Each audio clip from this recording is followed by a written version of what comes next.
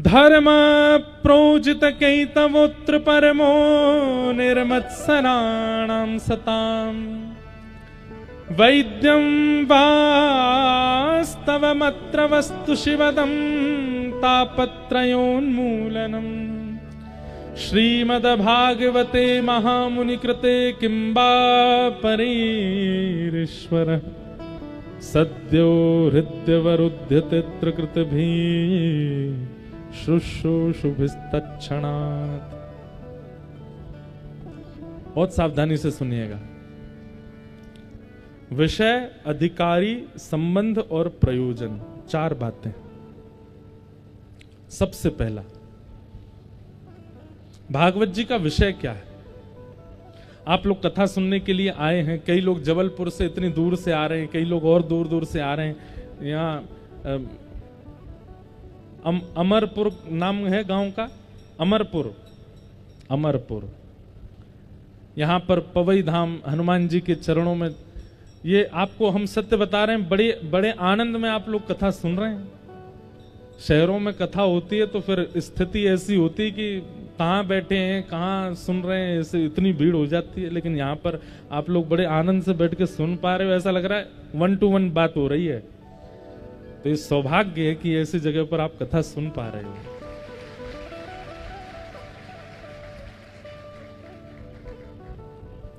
भागवत का विषय क्या है? तो धर्म प्रोजित कैतवोत्र परमो, हमारे चित्त में, सुनने वाले श्रोताओं के चित्त में परम धर्म का उद्दीपन होना, यही भागवत का विषय है। बहुत सावधानी से सुनिए सब लोग। सुनने वालों के चित्त में परम धर्म का उद्दीपन होना, प्रादुर्भाव होना। परम धर्म किसे कहते हैं? धार्यते इति धर्म, जो सबको धारण करे उसको धर्म कहते हैं।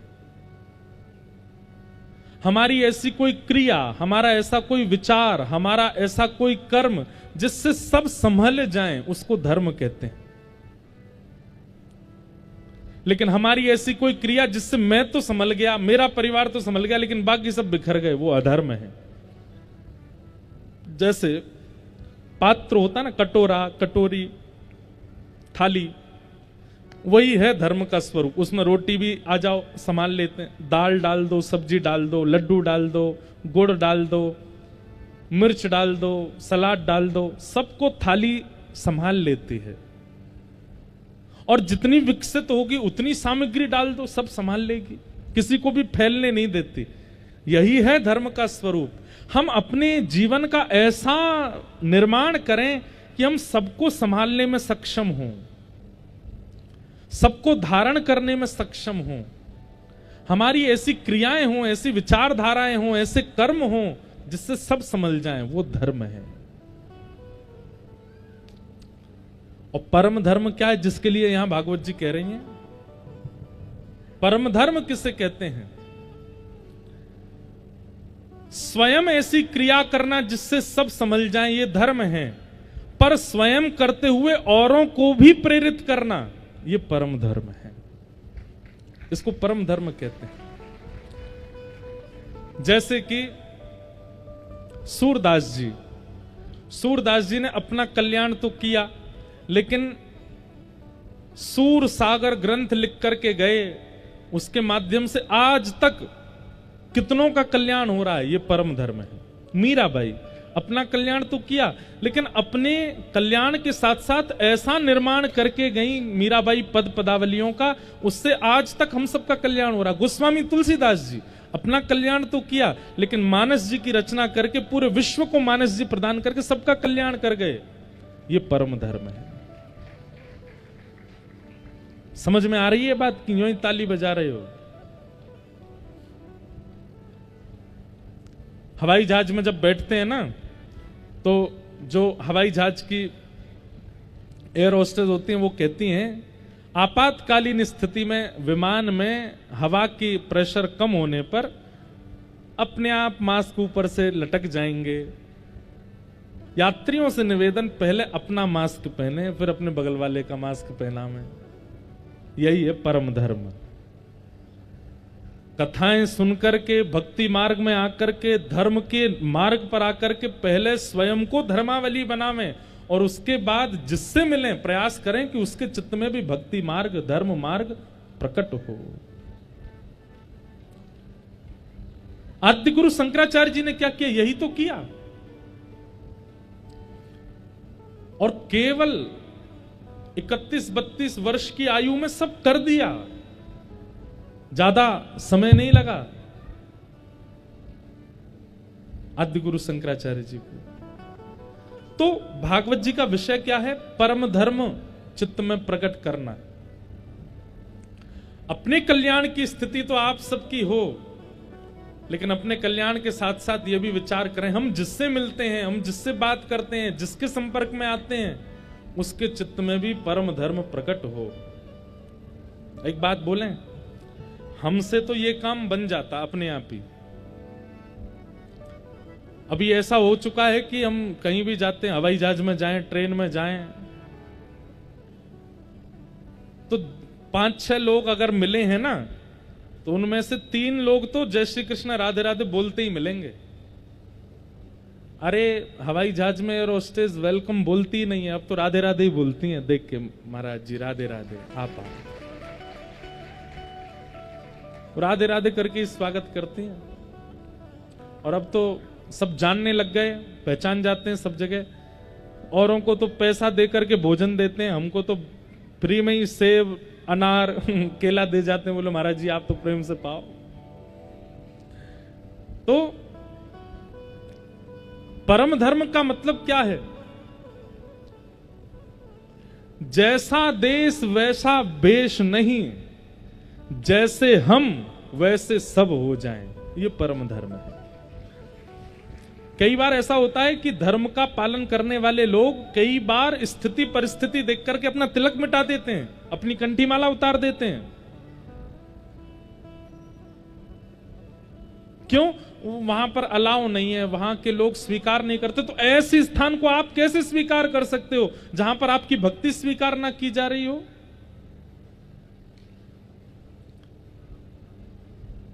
जाके ही न राम वैदेही तजियता ही कोटि वैरिसम यद्यपि परम स्नेही। गोस्वामी जी कहते हैं उसका त्याग करो जिसके चित्त में ठाकुर जी नहीं है। तो श्रीमद् भागवत क्या करती है? परम धर्म का बीज बोती है हमारे चित्त में। और एक बात हमारी बहुत ध्यान से सुनिएगा, आप यदि श्रीमद् भागवत के श्रोता बन चुके हैं और लंबे समय तक भागवत जी की कथा सुन रहे हैं, तो आपके चित्त में एक स्थिति आ जाएगी। क्या? तजोरे मन हरि विमुख न को संग, तजोरे मन हरि विमुख न को संग, जाके संग कुमति उपजत है, जाके संग कुमति उपजत है, पड़त भजन में भंग, पड़त भजन में भंग, तजोरे मन हरि विमुख न को संग, तजोरे मन हरि विमुख को। एक बात बोल रहे हैं हम, बहुत ध्यान से सुनिएगा, यह भी परम धर्म है। क्या? जिसके चित्त में भक्ति नहीं है, जिसके चित्त में ठाकुर जी के प्रति प्रेम नहीं है, जिसके चित्त में धर्म नहीं है, जिसके चित्त में सनातन भाव नहीं है, उसका त्याग, यह भी परम धर्म है। यह भी परम धर्म है। कई बार ऐसा होता है कि हम, हमारी कार्य की पूर्ति हो रही है, इसलिए हम जिनके चित्त में धर्म नहीं है, परम धर्म नहीं है, उनका संग करते हैं। क्यों? हमारा ये काम बन रहा है इनसे।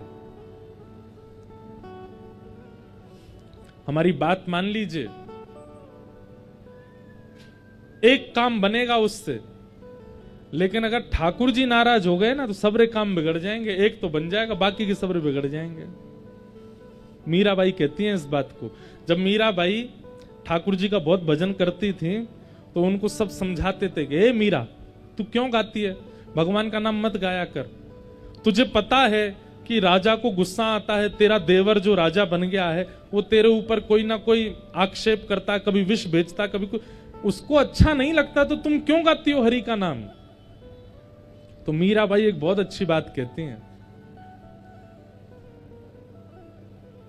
बोले राजा रूठे तो देश निकाले, राजा रूठेगा तो देश से निकाल देगा, लेकिन हरि रूठे तो तीनों लोकों में भी स्थान नहीं मिलेगा मुझे।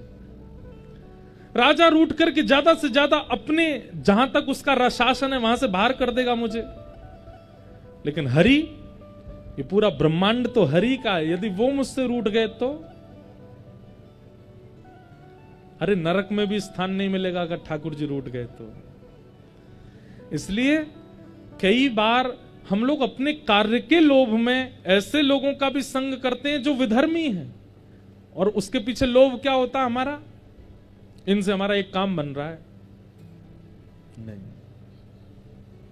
कई बार हम ऐसी जगह कथा करने चले जाते हैं, वहां के जो कथा पूरा व्यवस्था आदि करने वाले यजमान हो चाहे जो हो, उन लोगों के अंदर ना तो श्रद्धा है, ना प्रेम है, ना भक्ति है, ना समर्पण है, केवल यश कीर्ति और धन अर्जन के लिए कथा करा देते हैं। अब ऐसे में हम क्या करें, तो हम फिर उनको प्रधान ना मान करके उस स्थान को और उस स्थान के जो श्रोता आ रहे हैं उनको प्रधान मान के कथा पूरी करते हैं। 7 दिन निकले और हम चले, जाके हिय न राम वै देहि तजिय ताहि, और हम अपनी कथा में स्पष्ट रूप से कह देते हैं मंच से, धन अर्जन के लिए, प्रतिष्ठा पाने के लिए, समाज में हमारा नाम हो जाए, इसलिए 4 लोगों में हमारी ख्याति हो जाए, इन सब क्रियाओं को मद्देनजर रखते हुए जो कथा का क्रम कराते हैं ना, ठाकुर जी भी फिर उनसे कहते हैं अच्छा स्वार्थी, अपने स्वार्थ के लिए कथा करा रहा है। कथा पूरी होते ही फिर ठाकुर जी विपरीत शनि 7.5 चलाते हैं उसके ऊपर। तो इसलिए कथा श्रवण और कथा कराने के पीछे कोई और उद्देश्य नहीं होना चाहिए, प्रेम लक्षणा भक्ति बस। कई बार हरि विमुख लोगों से पाला पड़ता है हमारा भी, लेकिन ऐसी जगह श्रीमद् भागवत जी में ही वर्णन किया गया एकादश स्कंद में कि जब हरि विमुखों से मिलो और कुछ समय आपको रहना ही है उनके साथ, तो कैसे रहो, मौन मास्ताम, मौन रहो, हाँ जी करते रहो, अपने कार्य को पूर्ण करके वहां से प्रस्थान करो, पर हरि विमुख और हरिजन विमुख इनका संग नहीं करना, ये परम धर्म है।